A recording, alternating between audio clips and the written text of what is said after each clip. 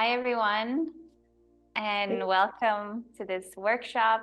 My name is Christine, and I'm going to be guiding you through this workshop in Yin Yoga, Taoism, and Meridian Theory. So we're going to be together for an hour and a half, and I've structured the workshop so that we're going to first do a Yin practice together. That will be about an hour long, and then we'll do some theory. I will be explaining a little bit about the principles of Yin, Taoism, and the meridians, and you can ask questions, and it'll just be an open space where we can share and you can get to know a little bit about the philosophy behind the practice. So before we begin, I would love to hear if there are anyone that have any injuries that I should be aware of for practice today. No? Amazing. Great. And I was also curious to hear if any of you are new to Yin, if you've tried the practice before.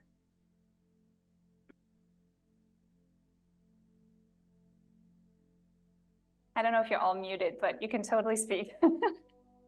I've done it before in some, when I was in Bali quite a bit. I think Yin was also pretty popular, and I think it's also available here in Munich, but I haven't done it in quite a long time. But it was very relaxing. Amazing. Yeah, Bali is definitely a spot for Yin yoga. Oh, cool. All right. I've tried it only once, like a month ago, and I didn't even knew about it. It was like this new thing. I was like, whoa, okay. So then when I saw you were doing it, I was like, nice, let's do it. Definitely. I teach myself, and I just want to keep learning and to connect. So yeah. Yeah, I think we learn so much from other teachers, right? Because we're all doing it in our own way. So that's super cool. Yeah, totally. I've also done Yin yoga before. I've actually booked a session for tonight as well, and then this came up, so I'll have two today. Pretty good. I love that. Yes.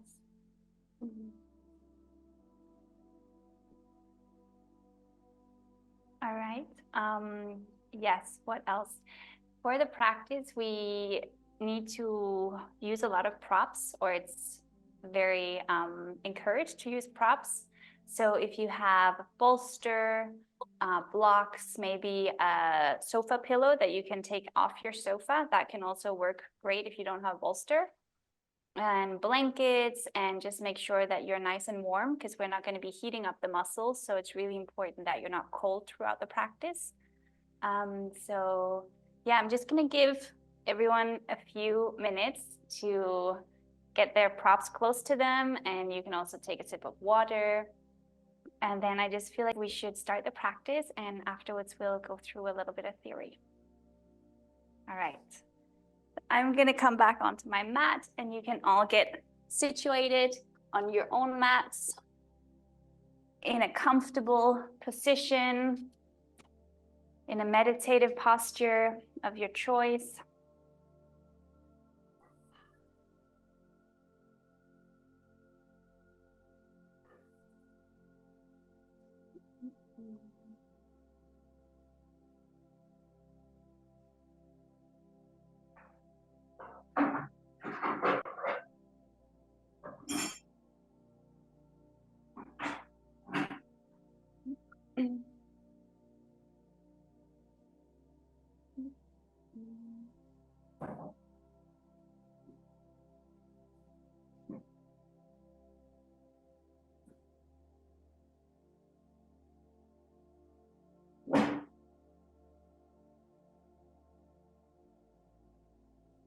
So you can come into a comfortable seat, seated cross-legged or on your shins, and you can rest your palms on your knees or in your lap, whatever feels comfortable to you.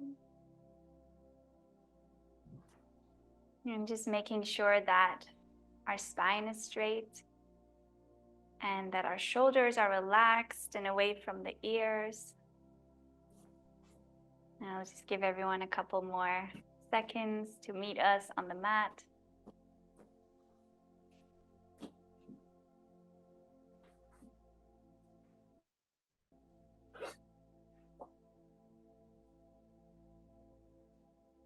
And if you're already seated in your meditative posture, you can close your eyes if that feels comfortable, or softly gaze in front of you.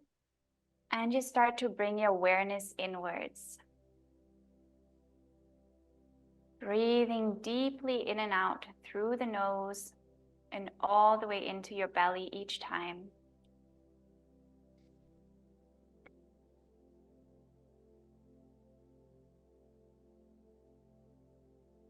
Starting to bring our awareness to our body, the sensation of the breath moving in and out,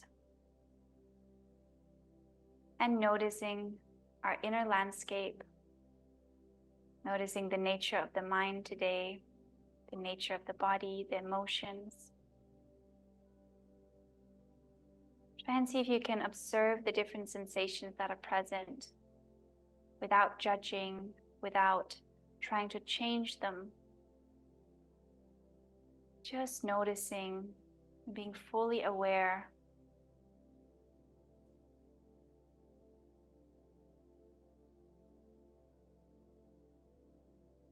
As you inhale, your belly expands.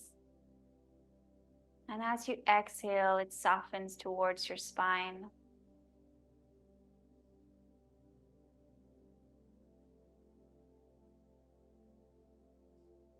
See if you can breathe deeply into your belly each time.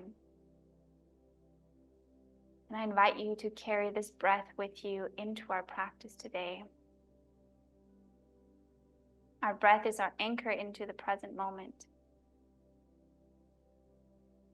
So anytime you feel thoughts come up or you get lost in your mind again, just gently bring your awareness back to your breathing, back to your body.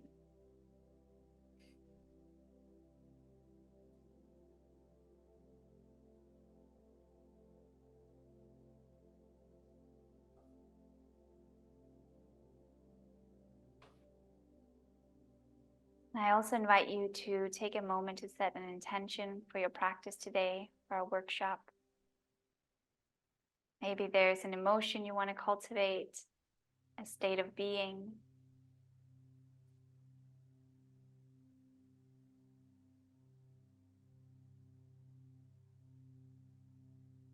Feel into your intention and repeat it within yourself.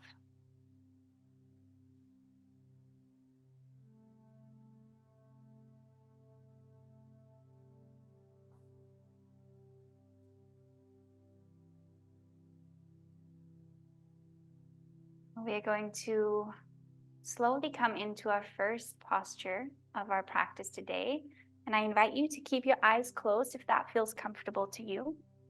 So we're trying to really keep our awareness as much as possible inwards. So grabbing a pillow, a bolster, or a sofa pillow and bringing it in front of you, we're going to come onto all fours in a tabletop position. And then we're going to sink our butt towards our heels. And if we want some extra support, you can bring the pillow close to you, to your chest, and gently start to come all the way down into a supported child's pose. Now, there are some variations to this posture. You may want to do it without a bolster, so you can remove it and stretch your arms in front of you. You might also experience a little bit of pain in your knees, so you can grab a blanket and put underneath your knees. You can also take a wide-legged child's pose if that feels more comfortable, opening up the knees all the way out to the sides of the mat. And then again, melting down into your bolster or into whatever support you've chosen. And then resting the forehead on the bolster or the cheek.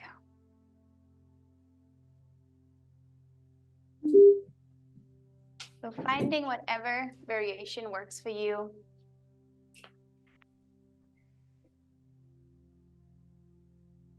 And then Do we finding have someone in the waiting room still? Could you let someone in or come in? And then I'll mute myself. Maybe Selma also mute yourself.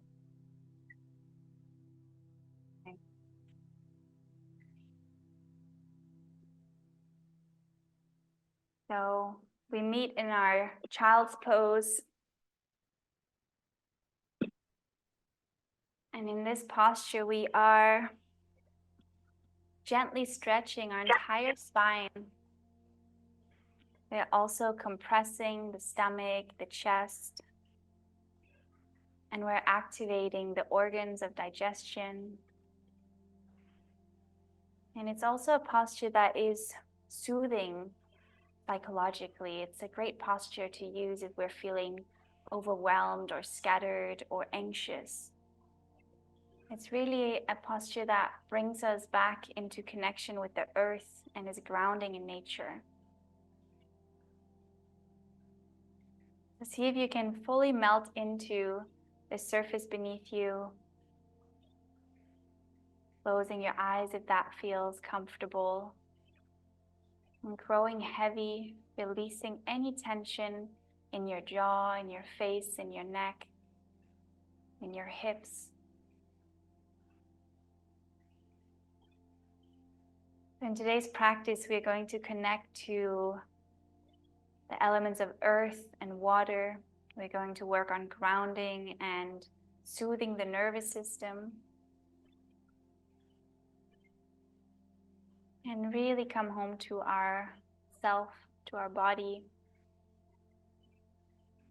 Finding peace within and stillness. If you're new to this practice, we are holding our postures for up to several minutes in Yin Yoga. But if at any point you feel pain or strong discomfort, you can always come out earlier from the pose. You're welcome to come out of the pose and just rest on your belly.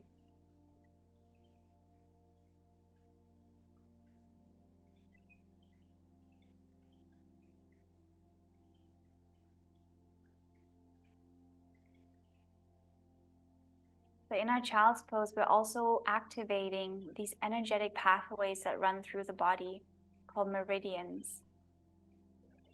The meridians are a concept in traditional Chinese medicine. And so it's believed that we have these energetic pathways that run through the body that carry the life force energy, also known as qi.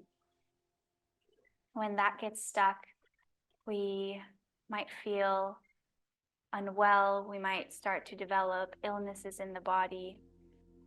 So as we are in these postures, we're also starting to activate the flow of energy, the qi that runs through our bodies. And so every asana, every posture in Yin activates certain meridians. And in our child's pose, we're activating the meridians of the spleen and stomach as they're compressed in our abdomen. And we're also activating the urinary bladder and the kidney meridian along the lower part of the spine.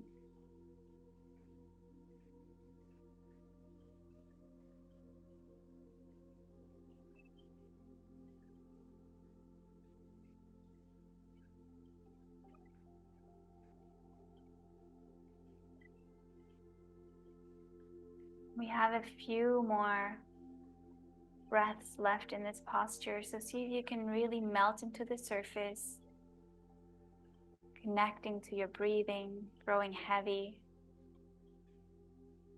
and also feel how your body is slowly opening up. The longer we stay in one pose, more open we begin to feel as we stretch the connective tissue.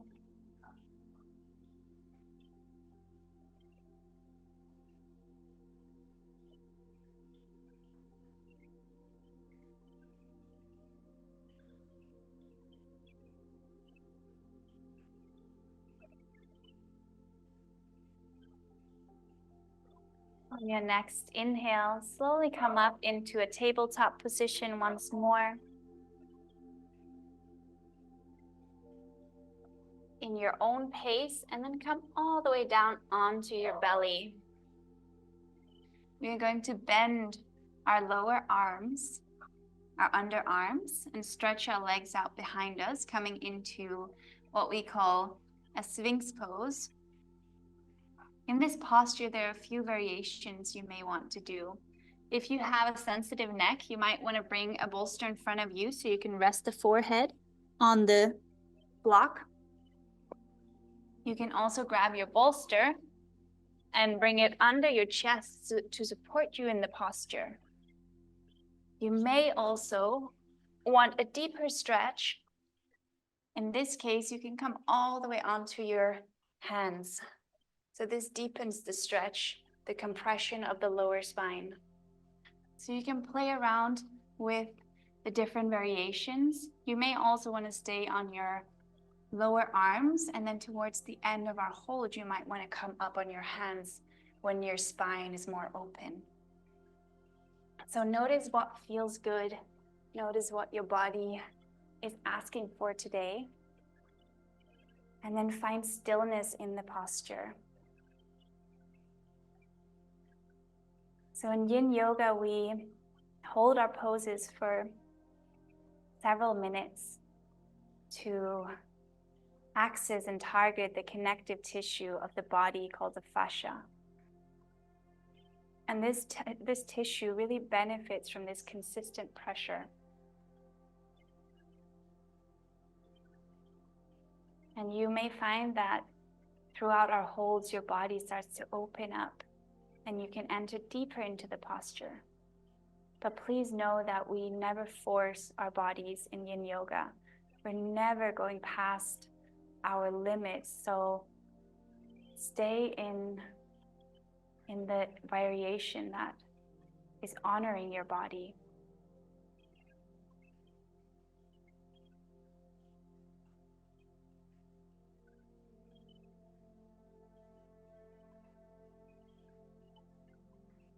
And once more, see if you can find stillness, closing the eyes if that feels good. And bringing the awareness inwards once more. In our Sphinx pose, we are compressing the lower part of our spine, the sacral-lumbar arch. We're also toning the entire backside. And we are stretching and massaging the stomach, opening the chest, the heart space.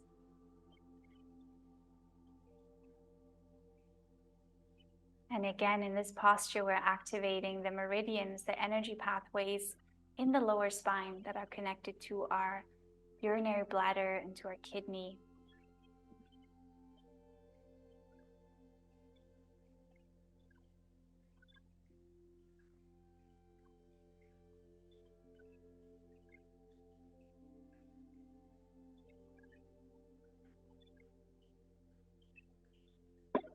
In our Yin practice, we are very focused on the feeling that we experience in our body, the sensation, versus the alignment.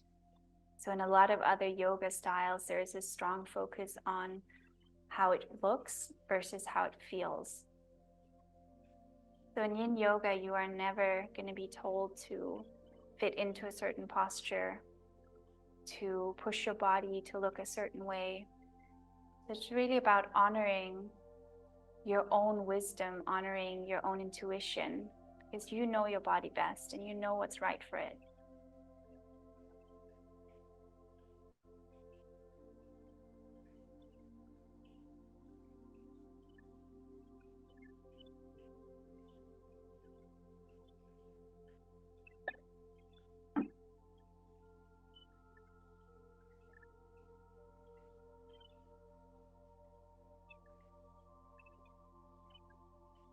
We're going to take a few more breaths here. If you want to deepen the stretch and the back bend, you might want to come up on your hands or stay where you are.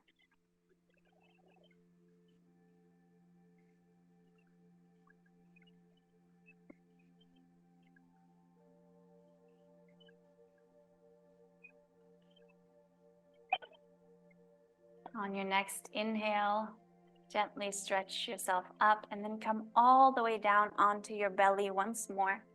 We're going to come into our rebound. So laying flat on our belly, arms by our side, and resting the left cheek on the mat. And again, feel free to close your eyes if that feels good for you.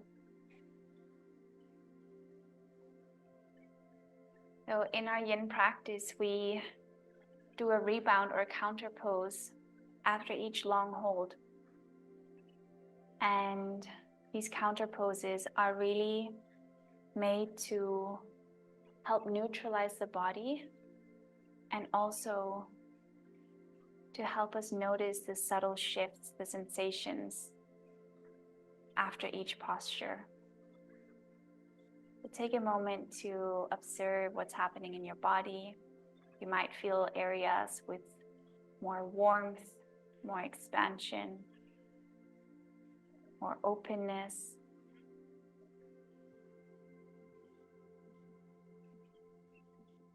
Allow yourself to melt into the surface beneath you, melt into the earth, and grow so heavy, so relaxed.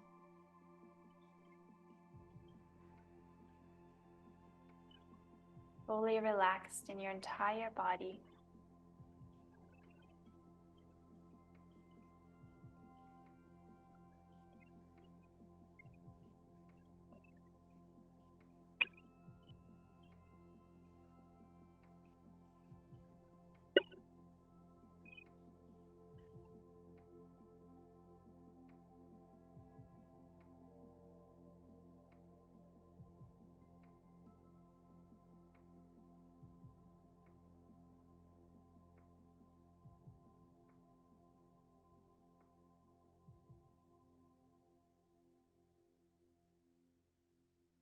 You can switch cheeks, so turning your head to the other side, resting on your right cheek.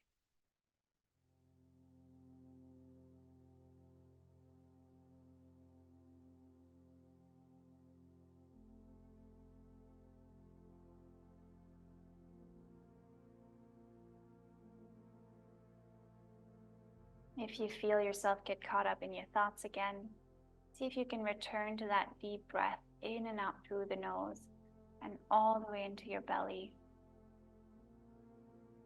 Trying to stay so present with your body in this moment.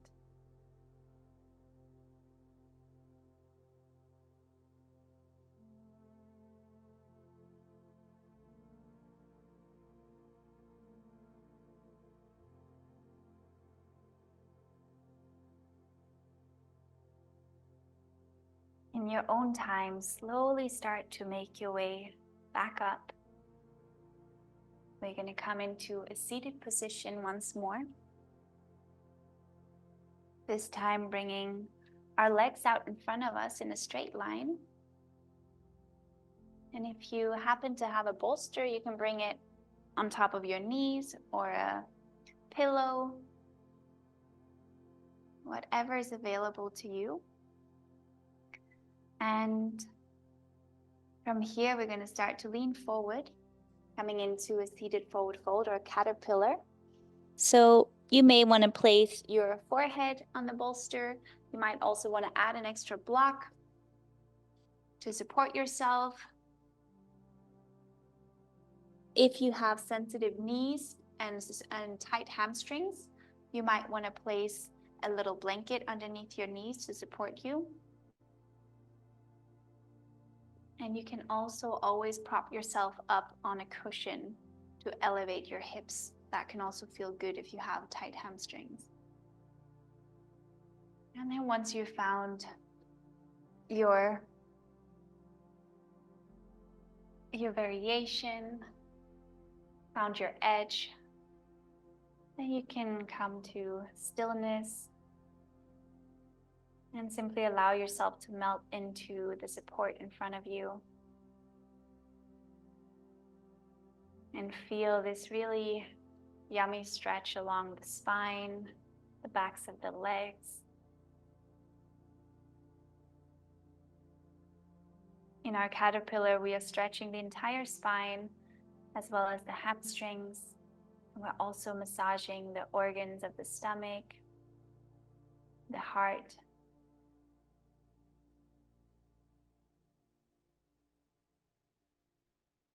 And once more, we're activating the energetic pathways in the lower back, the meridians of the urinary bladder and the kidney.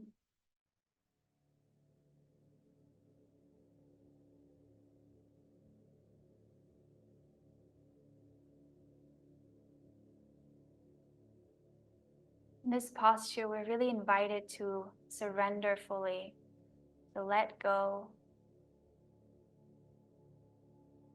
and to allow ourselves to be held.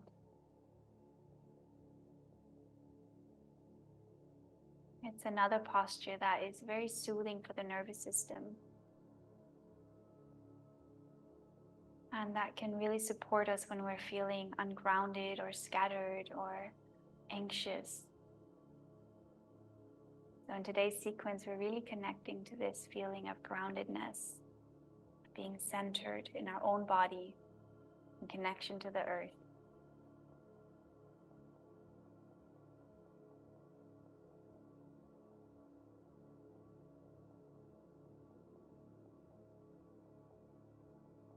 Yin yoga is based on the concept of yin and yang, which originates in the ancient Chinese philosophy of Taoism. And yin is the feminine, whereas yang is the masculine. There are a few qualities that are connected to yin. One of them is stillness. Another one is introspection, earth, water, and the body. In our practice, we are really honoring these elements, these qualities that are within us, regardless of our gender.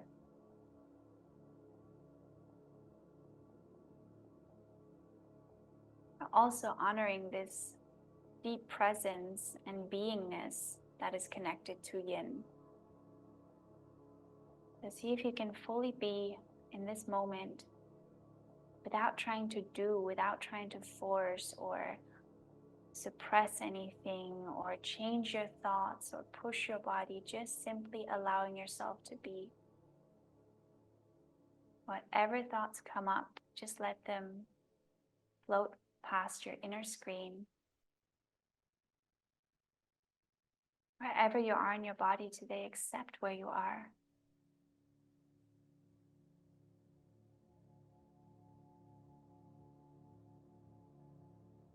And let that be enough. This moment, just as it is. Nowhere to go, nothing to do, nothing to achieve.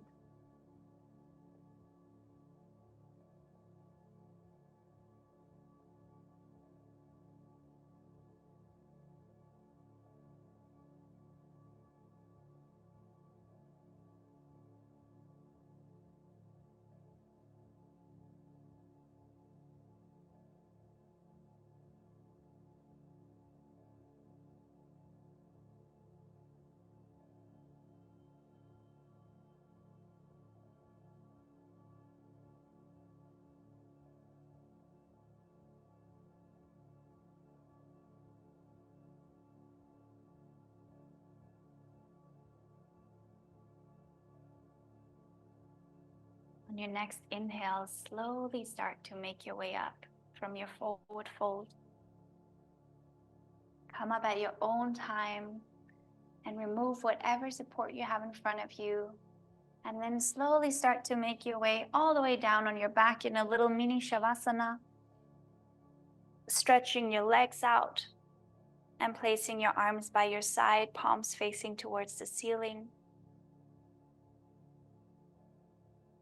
And again, you can close the eyes, connect to your breath,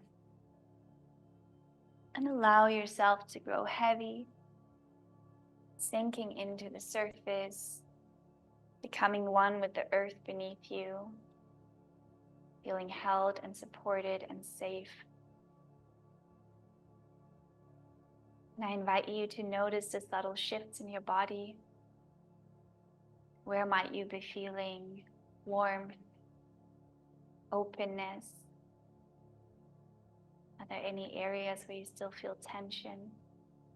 Just observing your body and your state of being.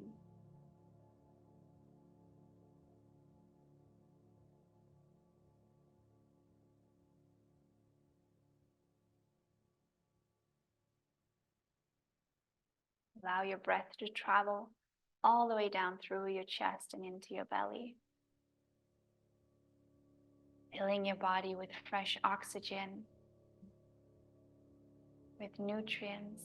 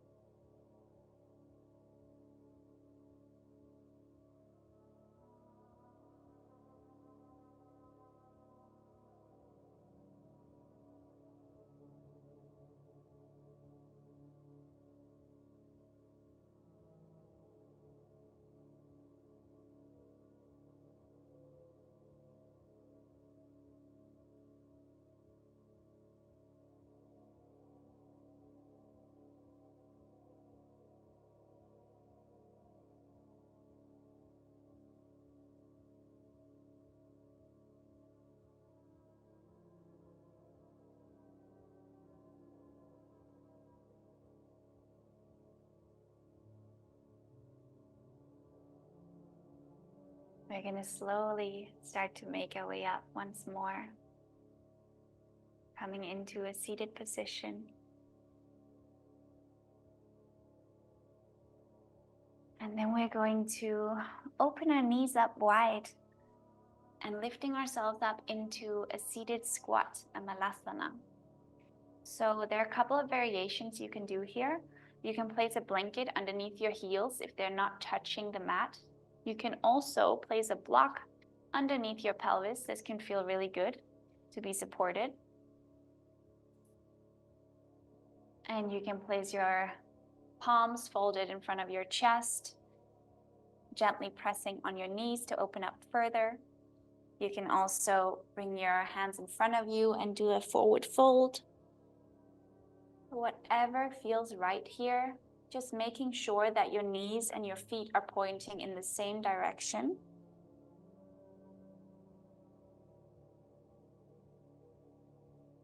And then once you've found your edge, you've found the variation that works for you, you can come to stillness, bringing the awareness inwards, and just noticing the nature of this posture. So Malasana is really a grounding posture. It activates the first energy center of the body in yogic philosophy, which is called the root chakra. So we're really connecting to the element of the earth here. We're also opening the hips and strengthening our ankles. And we're bringing blood flow to our reproductive organs. And this posture is especially beneficial for women if you suffer from lower back pain during menstruation. See if you can keep breathing deeply, feeling the support of the earth underneath the soles of your feet.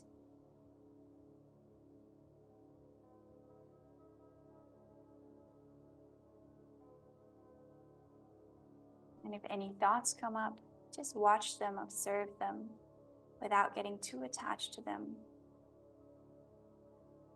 The thoughts are ever-changing, impermanent. But we give them so much importance. See if you can just be with what is.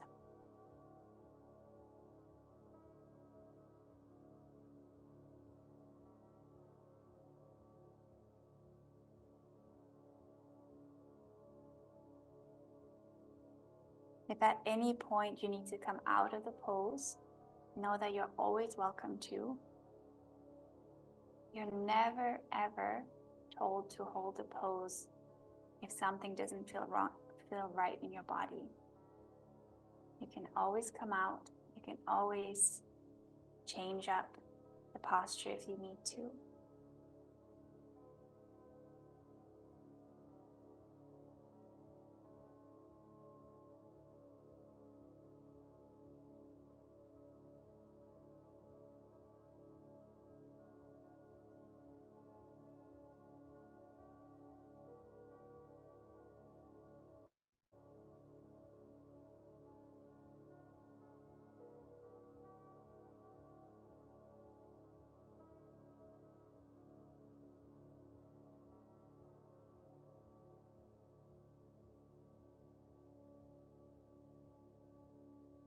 So in Yin Yoga, we also practice surrendering to discomfort and being okay with it. So oftentimes when something doesn't feel comfortable, our ego and our mind tells us to get out of the situation. And so in our Yin practice, we challenge ourselves to stay in the posture, even if we're experiencing discomfort, even if psychologically it's frustrating and we want to get out of the pose. And what it teaches us is this impermanence to life, right? And the waves of life. Life is filled with beauty, joy, happiness, but also suffering, discomfort, and frustration, and all of those emotions, they all coexist in the tapestry of life. So we're really exercising just being with whatever comes up, knowing that it is temporary.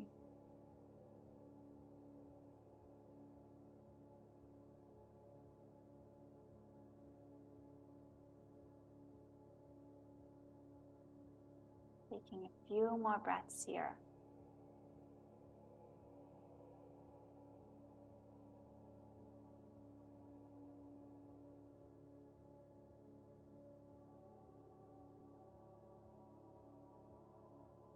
Now we're going to slowly start to come out of the pose. In your own time, you can release your arms, sit back down, and we're going to take a little counter stretch. So we're going to come up on our shins, stretching our feet out behind us, and then we're going to lean back. So what you will feel is a really nice stretch along the tops of your ankles, the tops of your feet. And so depending on how open you are in your ankles, you might be able to come further up or stay a little bit lower down. So whatever feels right, don't push your body, just notice where you get that nice stretch of the ankles.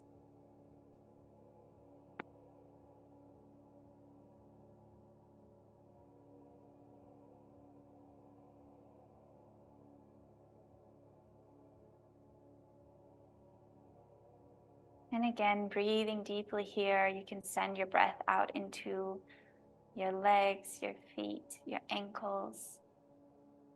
So we often forget about our extremities, about our feet and our hands, our ankles and our wrists when we're practicing.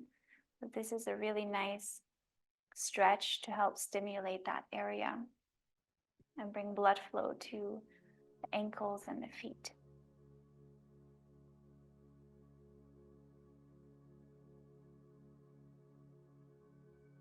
Now slowly bring your knees back down.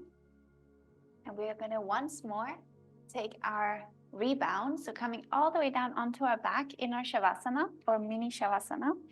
Legs out in front of us, stretched out, arms by our side, palms facing towards the ceiling.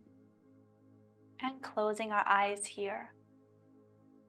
And you may feel a newfound warmth and openness in your hips and all the way down along your legs and your feet.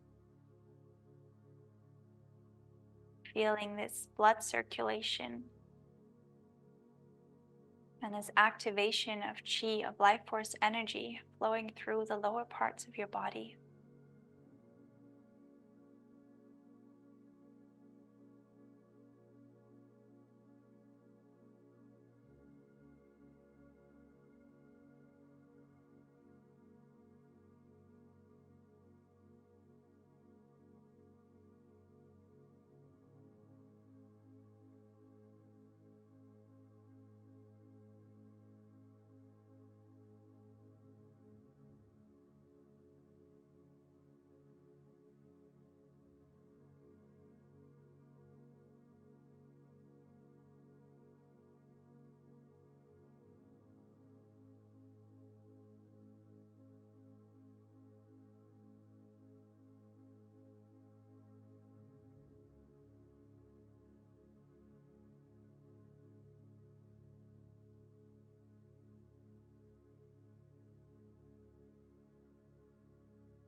Allow the earth to hold you. Allow yourself to feel so supported, so relaxed. Letting go of tension in your jaw, in your face, in your hips.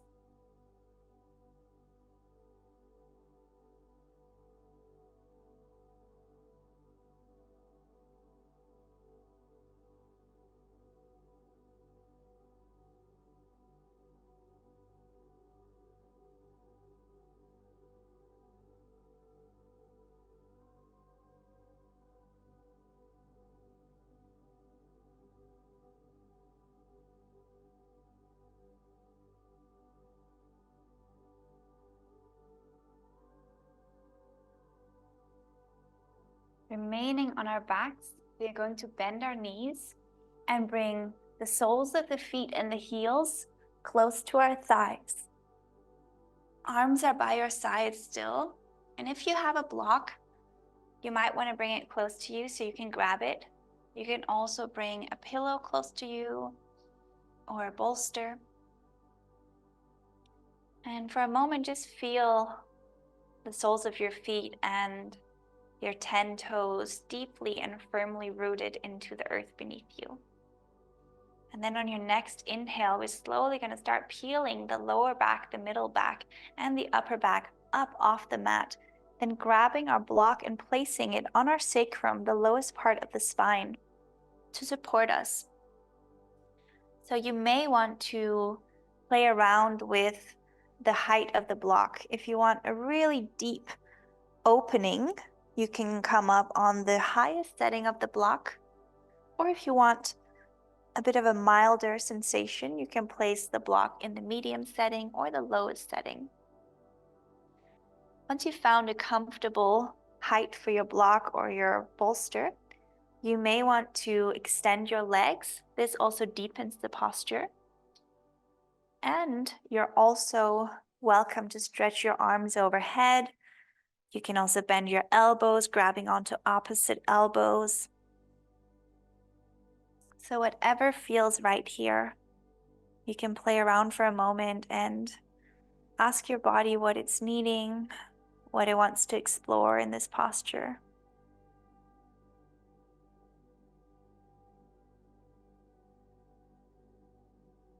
So in our supported bridge, we are again compressing the lower spine. We're opening the chest and stretching the arms and the shoulders, stretching the lower belly. And it's a very grounding posture. So anytime our feet are planted on the mat, we're activating the root chakra and this sense of groundedness, stability, and balance.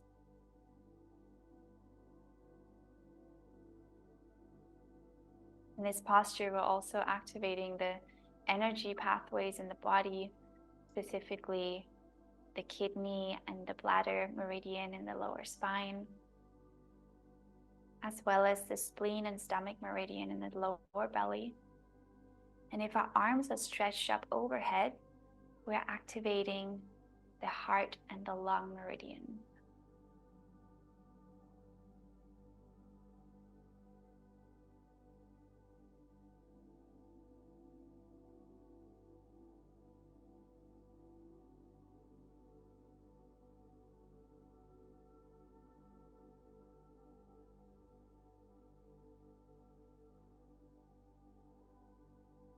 Breathe deeply here in this pose.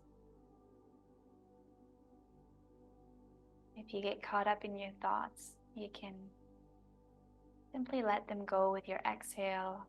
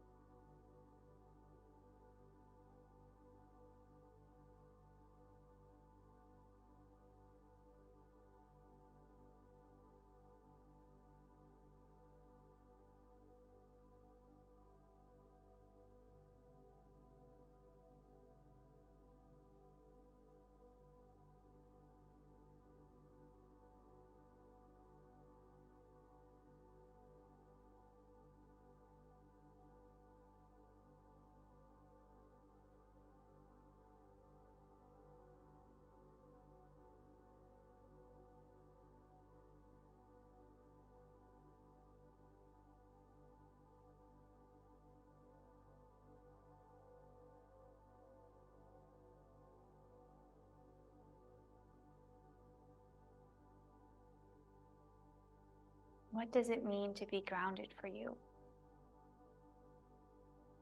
Does it mean connection, balance, a sense of safety, feeling of support, being in your center, in your truth? This is really some of the questions that we ask ourselves or uncover in our yin practice. What does it mean to be fully in our bodies? Often in the spiritual world, there's a big focus on transcendence. There's a big focus on working on activating the energy of the upper chakras, the energy centers of the upper body. And so in yin, it's quite the opposite. We're really working on coming back down into the body, returning to a breath, to presence, and really surrendering to these grounding forces of water and earth.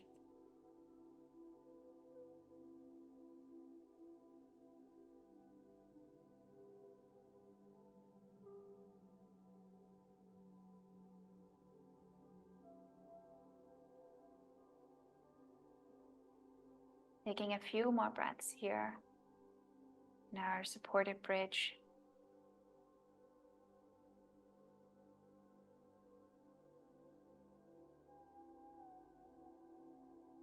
And then on your next inhale, I invite you to gently lift your hips, your back a little higher so you can remove the support underneath you.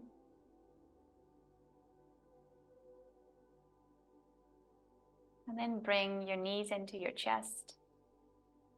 Wrap your arms around your knees. Just massage your lower spine from side to side in circles. Releasing the sacrum, releasing the hips, and bringing some gentle movement into the body.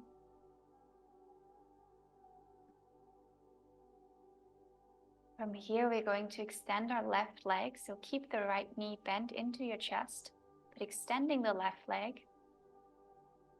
Then we're going to bring our right knee over to the left side and open up our right arm, coming into a reclined twist.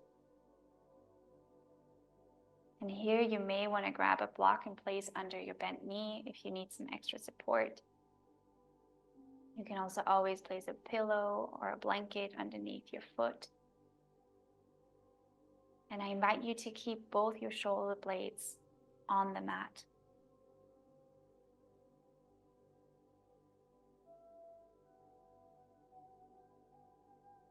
And just feel this nice stretch along the right side of your body, along your rib cage.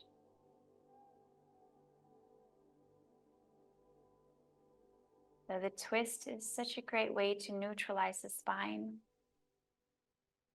and create balance after a practice. It's also a posture that supports our digestion and our elimination of toxins in the body.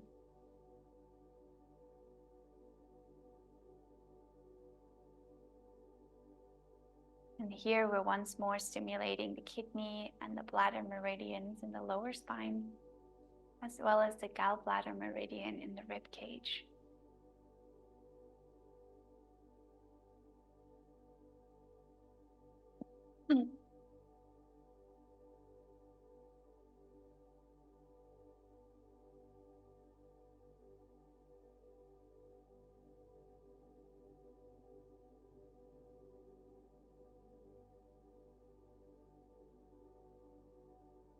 On your next inhale, bring your right knee back into your chest. Give it a little squeeze, and then release it onto the mat, bringing the left knee into your chest.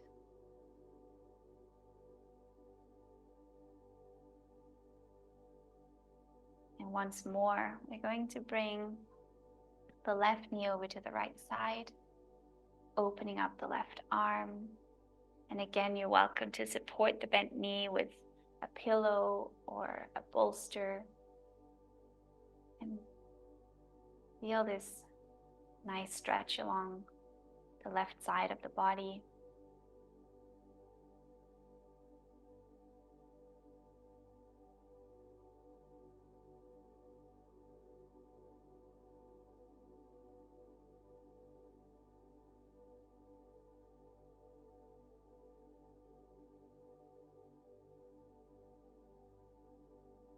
And again, bringing the awareness to your breath, breathing deeply in and out through your nose and all the way down into your body. Noticing how this side of the body feels. Oftentimes we're a little more open on one side. So becoming so observant and noticing the sensations on the left side.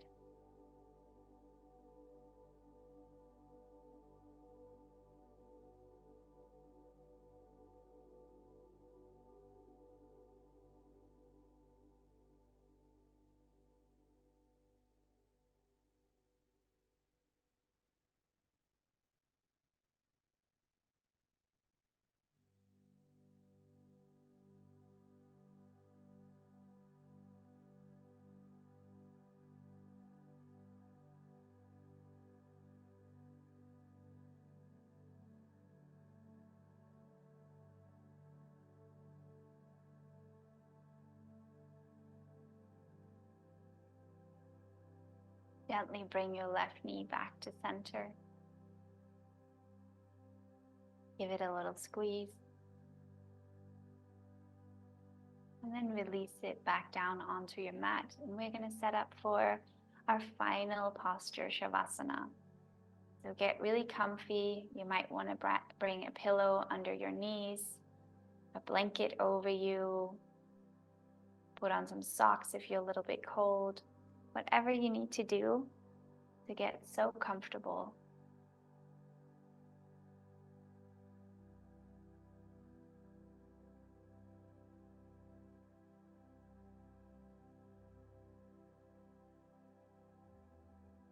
And then once you've found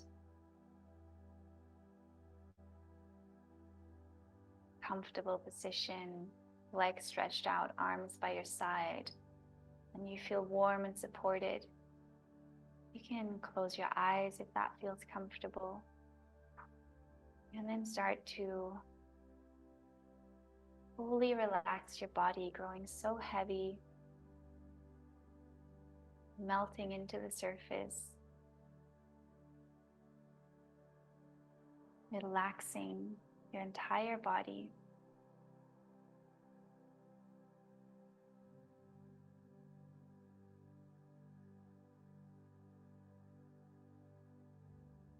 Bring your awareness to the tips of your toes and feel how all 10 toes are fully relaxed. And move the awareness to the tops of the feet, the soles of the feet, the ankles, relaxing each body part as I mention them. Bring the awareness to your shins, your calves, your knees, your thighs, your hips, relaxing each body part.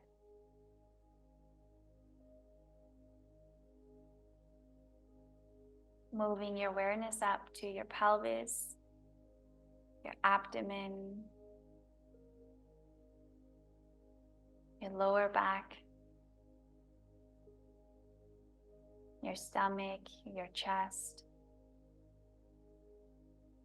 middle part of your back, and the upper back, relaxing your entire torso. And moving the awareness to your shoulders, your upper arms, your elbows, your underarms, your wrists, your hands, and your 10 fingers. relaxing each body part fully. Then moving the awareness up to your neck, your jaw, your facial muscles, your head, relaxing every part of your head and your neck. Feeling the entire body fully relaxed.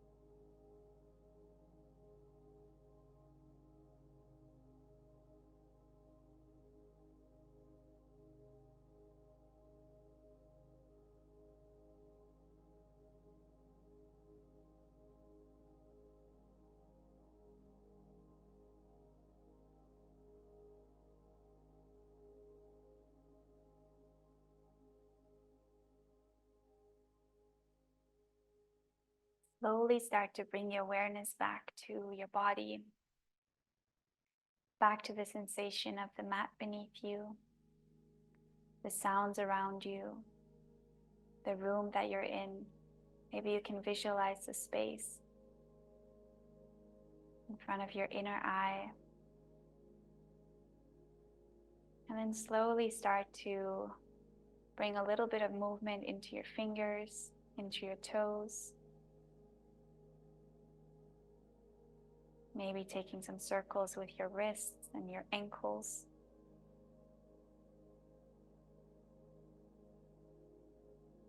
Maybe you want to stretch your arms overhead and take a nice full body stretch.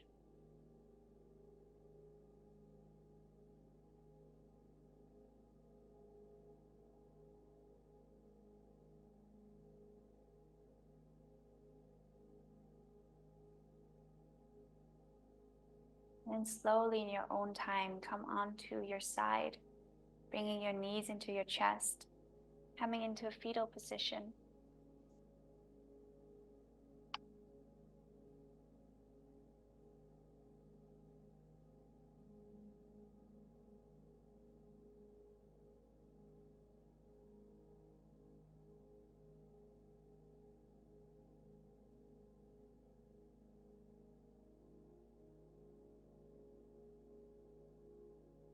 And then slowly making your way into a seated posture of your choice. You can cross your legs or sit on your shins, whatever feels comfortable. You may want to place your hands over your knees or in your lap. And just stay here for a moment in silence, noticing how your body is feeling, noticing the nature of your mind. And breathing deep into the body.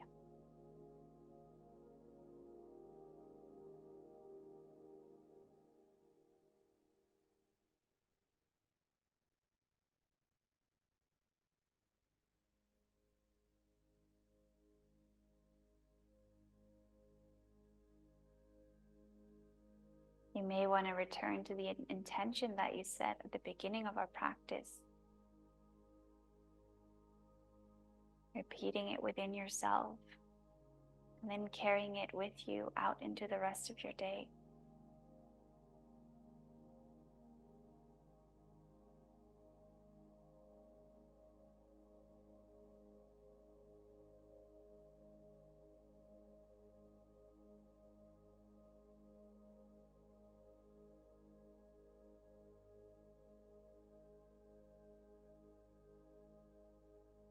And bringing your palms into your chest. And when you feel comfortable and ready, you can gently blink your eyes open, gazing in front of you, and starting to take in the space around you.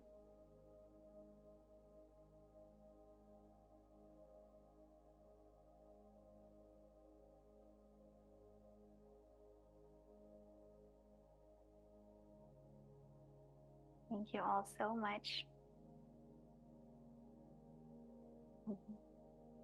Thank you for the practice. I hope you're all feeling nice and relaxed. I can't see everyone, but if you feel like putting on your camera, that would be super nice.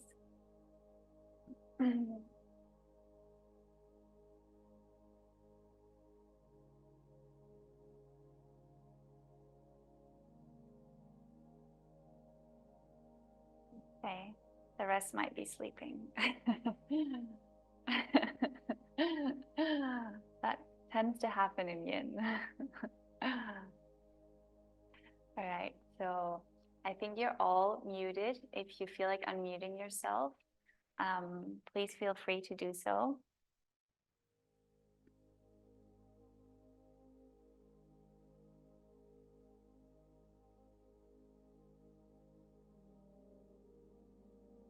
Thank you so much, Christine. It was so nice. You know, I've never been a fan of the props and the bolsters, but today I was like, wow, this is very good. Now I gotta get a prop for myself. I love that. Thank you for your energy. Very, very nice. Thank you. Thank you, Christine. Oh, thank you.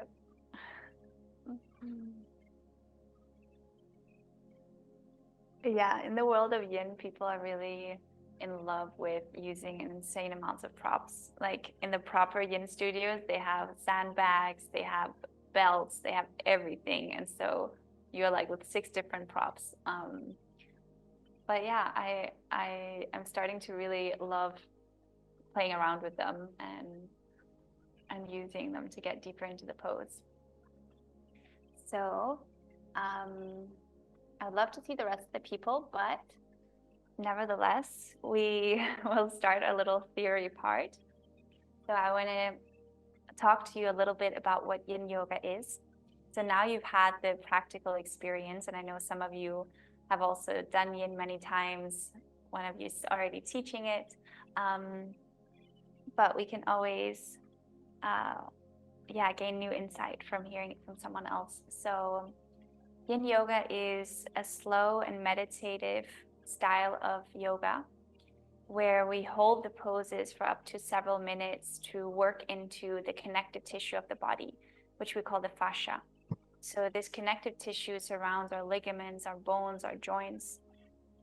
And it's described as being more plastic than elastic. So it needs this more consistent pressure to start to open up and stretch. So what we're doing in our practice with these long holds is stretching these deeper tissues in the body. And if we practice yang yoga styles like vinyasa, hatha, ashtanga, we're moving so quickly through the poses that we are not able to target this connective tissue. We're strengthening the muscles and creating flexibility and stamina. So that's why yin yoga, or one of the reasons why it's so unique, is that it's the one yoga form where we really get into the deeper layers of the body. And there's been done a lot of studies on connective tissue and on fascia, and it's been found out that this tissue in our body holds memory. So when we are deep into our yin poses, we are actually stretching this tissue and releasing stuck energy, stress, trauma, and tension from the body. So when we experience a traumatic event or a stressful event, or we go through a big life change, it can manifest in our body if we're not able to instantly process and release it, which very few of us are able to. So when we go into our yin poses, we are on a deeper emotional and psychosomatic level, releasing pent up stress, emotions, and trauma from the body. So therapeutically, it's also a very powerful practice. And it originated in, well, half in China with Taoism and traditional Chinese medicine, but also has been fused with the asanas from the yogic world from India. So it's kind of a fusion of these Eastern philosophies and practices, and has then been brought to the West and later on been developed to the practice that we know today through Paul Grilly and 𝗬𝗂𝘀𝗀𝗀 and Bernie Clark. So it has so many different components, and when we work with the element of yin, that is directly sourced from Taoism. So in Taoism, we have yin and yang, and these are the two concepts that make up the universe. It's very similar to yogic philosophy, where we have Shiva and Shakti, the masculine and the feminine. So both philosophies agree on these two forces that created the universe and sustained the universe. So in Taoism, we have the yin and the yang elements. And yin is the feminine, and it's connected to the element of earth and water, to the moon, stillness, darkness, introspection, and being. Whereas yang is the solar energy of doing, of achievement, of dynamism, and also of the masculine. So in our yin practice, we're really connecting to this divine feminine energy of surrender, of presence, of being, of softness and slowness. And I personally believe that there's such a need for that in today's world, because most of our society is very young, it's very masculine in its nature. Whether we are in the West or the East, it is a society that is built on achievement and productivity and this linear way of living. And while that is beautiful and we need that, we also need the counter. We need the yin energy. So according to Taoism, there needs to be a balance in the universe always of the feminine and the masculine. And that's, for me, a way we can really incorporate the feminine into our life, is to create these slow practices and really tune into our bodies and into being and presence. Because most of us are living in yang 24/7 actually, and seldom give ourselves time to rest and just to be. So I find it's a very necessary practice in today's world. And I'm going to see what else I wrote down, because I have a lot. Yes, so according to 𝗬𝗂𝘀𝗀𝗀𝗀, who is one of the one of the key figures in Yin Yoga, she developed these 3 principles for our practice. So there are 3 focus points that we have, and they're called tattvas. And I'm just going to mention them to you. They're very simple. The first one is come into the pose at an appropriate depth. The second one is resolve to remain still. And the third one is hold the pose for some time. So those are the 3 ways that we can access our yin practice, right? So we come into the pose at a depth that feels comfortable. There may be some discomfort, but we're never overstepping the boundaries of the body. And then we find stillness in the posture. That's one of the key aspects. So we're not moving around and fidgeting and looking around. It's really about being still. And then finally, we hold the pose for some time. And that can look very different for each practitioner. So some of the more seasoned practitioners might hold a pose for 15 minutes, whereas we hold the pose for a couple of minutes. So that's also a very beautiful way to enter into a practice, is to keep these 3 principles in mind. And a big aspect of the Yin Yoga practice is also working with the meridian system. So the meridian system originates from traditional Chinese medicine. And according to this ancient medicine system, which also has its roots in Ayurveda, so they're all interconnected, there is this harmony that we find when we're in balance with all the elements. And similar to yogic philosophy in traditional Chinese medicine, we have a life force energy that is always within us and running through us. And so in the yogic philosophy, it's called prana, and in traditional Chinese medicine, it's called qi. So when we work with the meridians, we are working on activating the life force energy that is always coursing through our body, but at times can get stuck and blocked. So if we, for example, have a lifestyle where we're seated most of the day, right? And we're seated in a cross-legged position or seated like this on a chair, then we're blocking the flow of energy to the pelvis. So many women will start to have problems with their pelvis, have problems with their reproductive organs, maybe experience a lot of discomfort around menstruation or fibroids or endometriosis.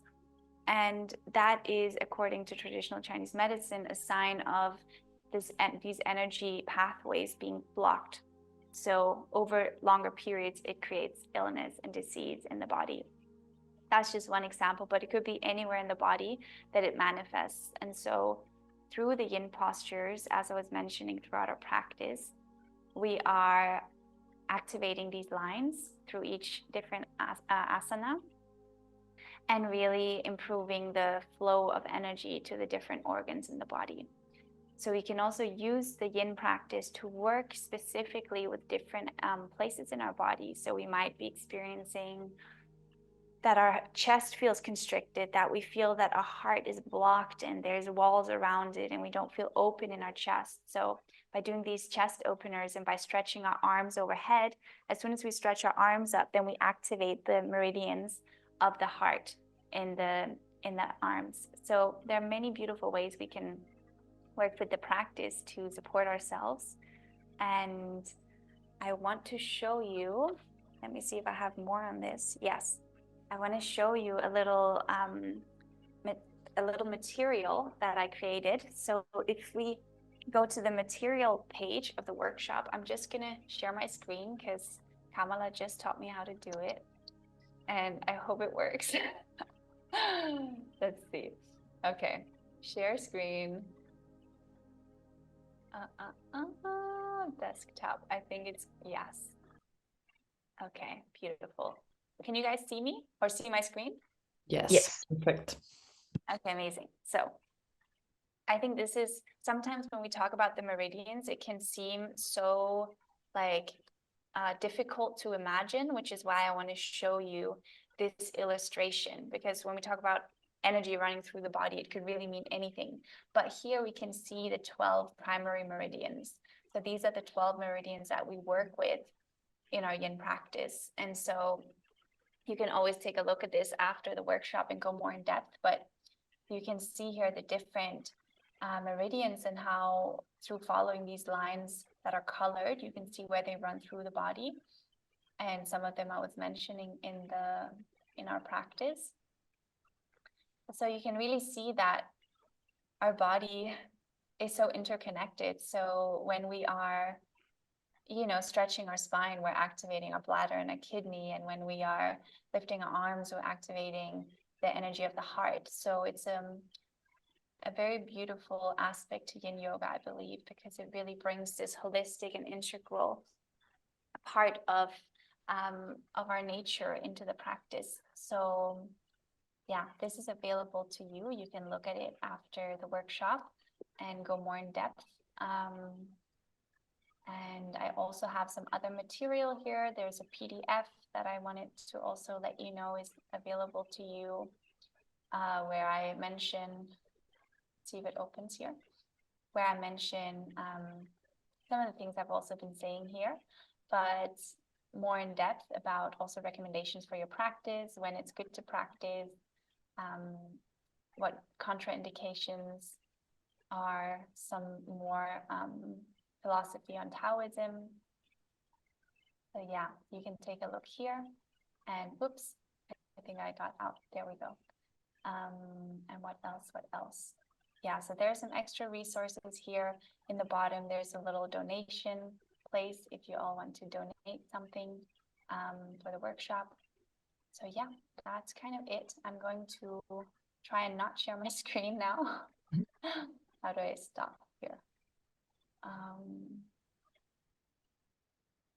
Can you all see me? Yes, I see you again. Okay, I just need to get out of this for a moment.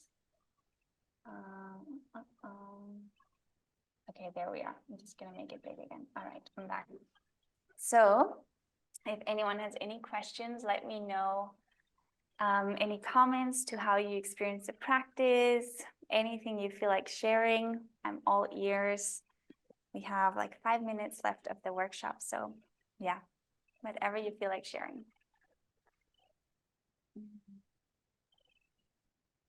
I have a question, but it might be a bit of a complex and maybe it doesn't exist an answer, but I was just wondering, why did they choose to look into the feminine inside of the Chinese medicine, as in the Indian world, you already have the Shakti part and all the aspects of the meridians covered with nadis as well. They're not the same, but they're very similar. So I was wondering, it was interesting to see that they merges these two words together, that at the end Chinese medicine and Ayurveda are similar in some parts, but then they go on other opposites. I don't know. One simple thing is like in Chinese medicine, you eat meat to reinforce yourself, and in Ayurveda, it's like, no. Yes. I was wondering, it's so interesting. Yes, definitely. I mean, I can't tell you historically accurate what happened exactly, but from what I have read and studied, supposedly a lot of monks from China and Tibet came to India to study Buddhism, you know, many hundreds of years ago. And at that time, Ayurveda was already a thriving system that was being used all over India. And so these Buddhist monks, they were very inspired by Ayurveda, and they brought some elements back to Tibet and China. And so I believe there was this fusion that happened, you know, over hundreds of years, where some aspects from Ayurveda were incorporated, and then also the tradition and the culture of China and Tibet was probably still also being included in the practice, because they just, you know, in many parts they're living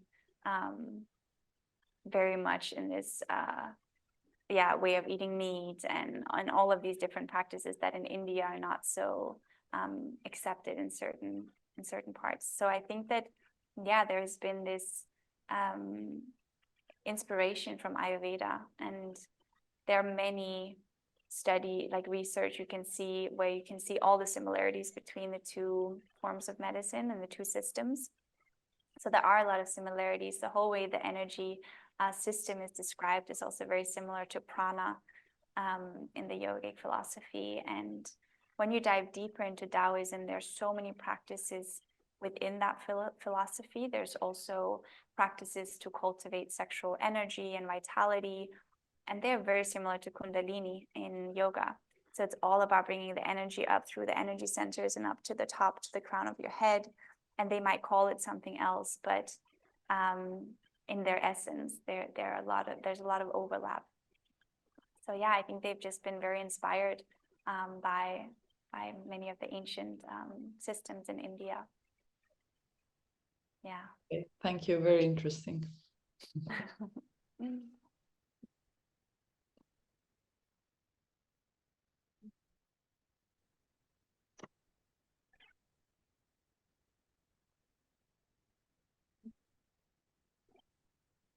Yeah, I've no question, but I really want to thank you, Christine, for such a nice practice, and also what you're telling, all the information is very interesting, very inspiring. Yeah, so thank you. Thank you. Thank you so much for joining. I loved it. I haven't done a workshop online before, so it's nice though. I feel like you can actually connect beautifully in the online world, and so many people are like, oh, how can you connect and meet one another? But I always have that feeling that it's really beautiful to meet people from all over the world. Yeah.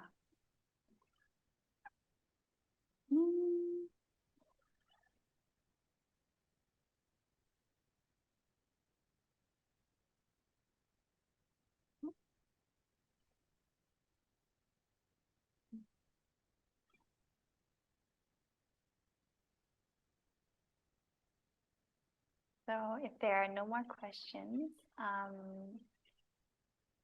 then I think that's it. Actually, I mentioned everything that I wanted to.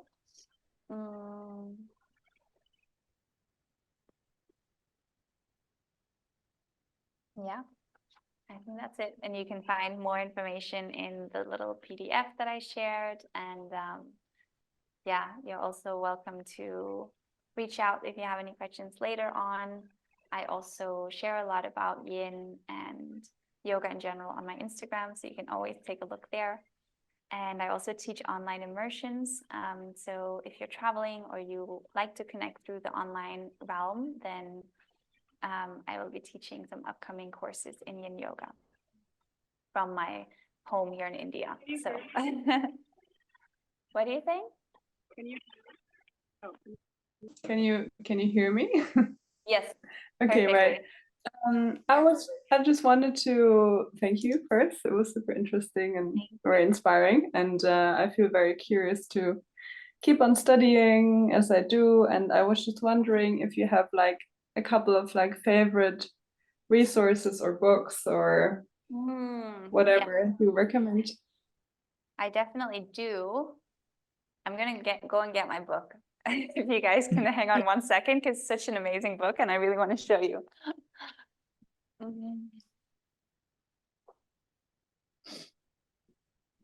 So this is like my Bible for all my classes. It's called The Language of Yin. And it's just an amazing book. It has so many themes. And I mean, you can work with the 5 elements of traditional Chinese medicine. You can work with the chakras of the yogic system. Like, they're really merging all the different worlds to create beautiful classes. So I love this one and I use it a lot. I have it with me everywhere I go. And apart from that, I really like the website yinyoga.com, which is created by, I think, 𝗵𝗀 Clark, who's one of the main teachers of yin. And on that website, you can find a lot of information about each posture, about the meridians. Yeah, so I use those 2 resources for my own classes. Yinyoga.com. I think it's actually just called yinyoga.com. It's very old school. Okay. It's been there for years. You could definitely use an update in terms of the aesthetics, but it's a great resource to plan your classes. Great. Yeah. Right. And what's the author's name of the book? 𝗬𝗶হি 𝗬𝗂𝘀𝗀. Yeah. And it's available most places, I would say. And you also mentioned a figure in Yin Yoga called Sarah something? 𝗬𝗵𝗂𝘀𝗀. Yeah. So Powers? Like, 𝗬𝗵𝗂𝘀𝗀. Like power. like power. Yes. Okay. Yes. Okay, thank you. Of course. Yeah, so I think that's it. Thank you all so much for joining. I really enjoyed this, and yeah, it was beautiful. Thank you for hosting it, Kamala, for arranging everything with me. And yeah, thank you for this beautiful platform that you've created. Thank you, Christine. So beautiful. Thank you so much. Thank you. Have a beautiful day. Thank you so much. Take care, Thank everyone. you.